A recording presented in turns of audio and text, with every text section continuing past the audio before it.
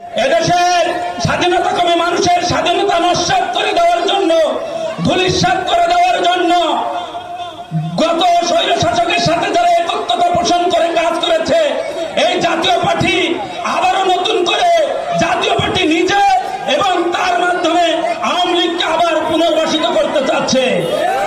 আমরা এই জনপদে নতুন করে আর কোন হত্যার রাজ্য, গুমের রাজ্য, খুনের রাজ্য কায়েম হোক, এটা দেখতে চাই না।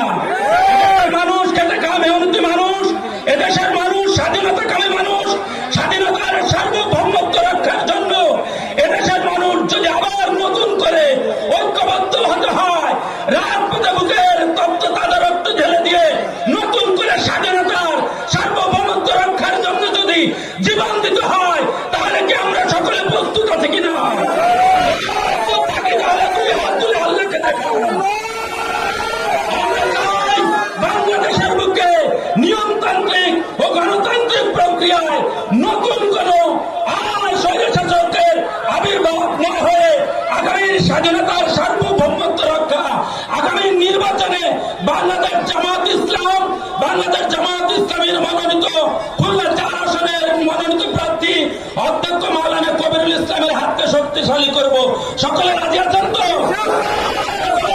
আল্লাহর জমিনে আল্লাহর দ্বীনকে গালিব করার জন্য একনিষ্ঠভাবে কাজ করব, এই উদাত্ত আহ্বান রেখে আমি আমার বক্তব্য এখানে শেষ করলাম। ওয়া মা আলাইনা ইল্লাল বালাগ।